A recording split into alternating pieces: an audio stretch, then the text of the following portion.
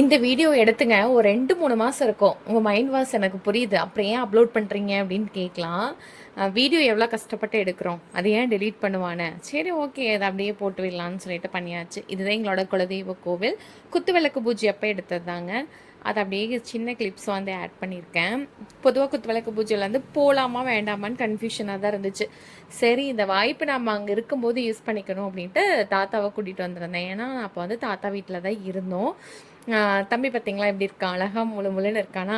மொட்டை அடித்த டைமில் வந்து மொட்டை அடித்து காது குத்தின டைமில் தான் குத்து விளக்கு பூஜை, அந்த டைமில் தாங்க வந்திருந்தோம்.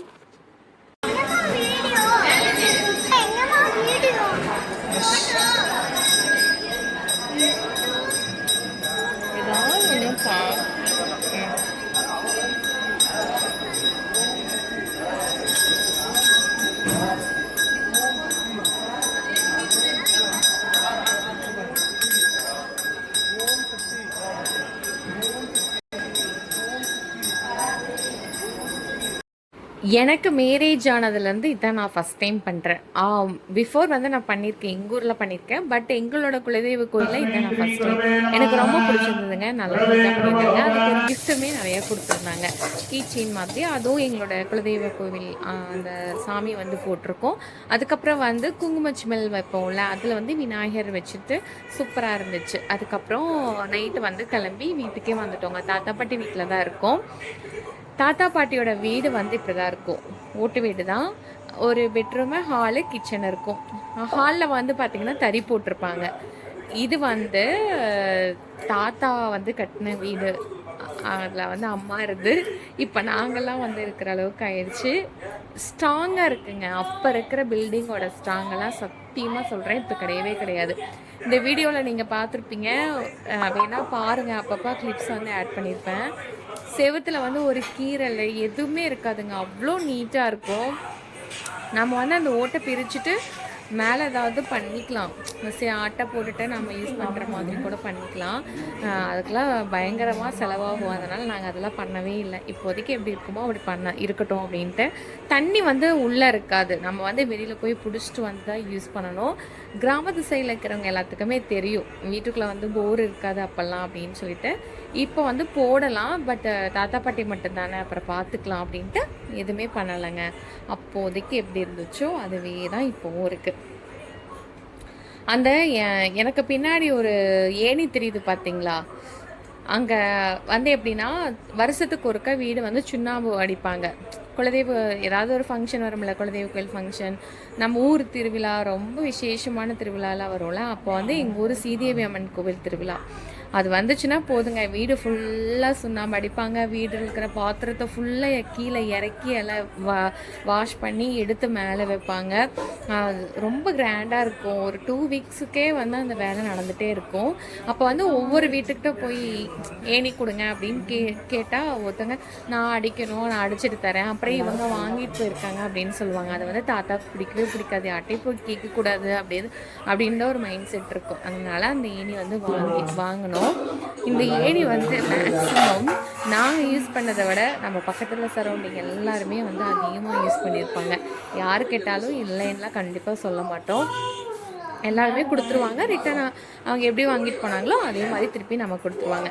ஆனால் இப்போ ஜென்ரேஷனில் பார்த்திங்கன்னா ஒரு பொருள் நம்மகிட்ட வாங்கவே கூடாது அப்படின்னு நினைப்பாங்க. அப்படியே கொடுத்தாலும் அவங்க திருப்பி எப்படி கொடுப்பாங்கன்னு சொல்லிட்டு யோசனை பண்ணிட்டு கொண்டுருக்கோம். இது வந்து நம்மளோட ஜென்ரேஷன், இன்க்ளூட நானும் தான். சூப்பராக காலையிலேயே சாப்பிட்டாச்சுங்க. காலையில் மீன் குழம்பு, இட்லி வச்சுருந்தேன். அதுக்கப்புறம் மத்தியானம் வந்து தாத்தா வந்து உங்கள் ஊர்லாம் மீனே இல்லை, எல்லாம் ஐஸ் பெட்டியில் போட்டு மீனாக வச்சுருக்காங்க, அங்கெல்லாம் மீனே வாங்கி சாப்பிடாதீங்க, இருக்கிற நோயெல்லாம் வந்து சேர்ந்துரும் அப்படின்னு சொல்லி திட்டுனாரு. அதுக்கப்புறம் இங்கே மீனை வாங்கிட்டு வந்து ஃப்ரை பண்ணி காலையிலே வந்து குழம்பு சாப்பிட்டாச்சுங்க. இப்போ மத்தியானத்துக்கு வந்து மட்டனை அப்புறம் குடலை எல்லாமே எடுத்து வந்து வேலையே செய்யவும் செஞ்சுட்டு இருந்தோம். அதுக்குள்ள என் பாட்டி வந்து அந்த வெங்காய கூடைய வச்சு விளையாட, அதை போய் எடுத்து இழுக்க, அவன் எப்படா தூங்குவான் அப்படிங்கிற அளவுக்கு ஆயிடுச்சு எங்களுக்கு. ஒரு லிமிட்டுக்கு மேலே எங்களால சமாளிக்கவும் முடியல. பார்க்குற வரைக்கும் பார்த்துட்டு தாத்தா வந்து தறிக்கு போக ஆரம்பித்தார். இருந்தாலும் தம்பி விளையாடுறதெல்லாம் பார்த்துட்டு இப்போ கூட இல்லாமல் அப்புறம் எப்போ கூட வந்துருக்கிறதுன்னு சொல்லிட்டு ஆட்டோமேட்டிக்காக தறி விட்டு கீழே இறங்கி டீ வந்து 12 மணி ஆச்சுன்னா டீ வந்து குடிப்போம். அதனால் அதை இறங்கி டீ குடிக்க வந்துட்டார். தண்ணி அண்டா ஆத்தடியா ஓர் தண்ணி ஓட்டடி புலங்கறக்கே அத புடிச்சு வச்சிருக்கற அப்ப அங்க அவ்வளவுதான் புலங்கறக்கு போதுமா இது அதுமே சோறா அத ஆத்தண்ணி இருக்குது அது அவியலுக்கு அங்க என்ன இருக்கு தண்ணி அண்டாவுல ஊத்தி அண்டாவா பெரிய அண்டாவா ரெண்டு குடம் இங்க புலங்கறக்கு இது வச்சுமா ரெண்டு குடம் புடிச்சு போதா சோறா கிடந்தற போடு. இங்கே தாங்க நான் பிறந்து வளர்ந்த வீடு. ஃபஸ்ட் டைம் தம்பி வந்து இங்கே வந்திருக்கான்.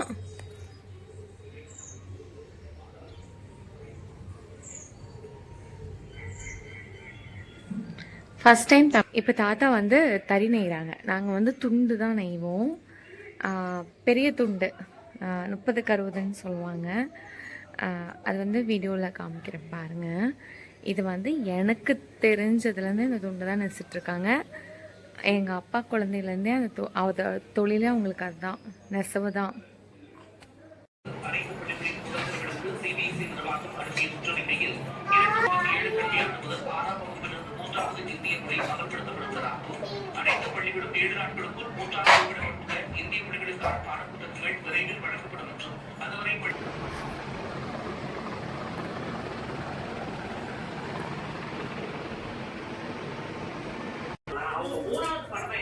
என்ன பண்ணுறீங்க?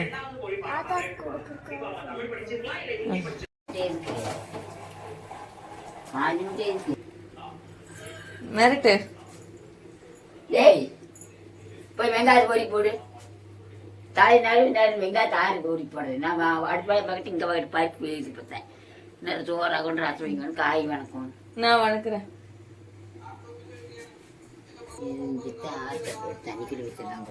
இந்த மாதிரி ஒரு லைஃப் ஸ்டைல் உங்களுக்கு பிடிச்சிருந்ததுன்னா கமெண்ட் பண்ணுங்க.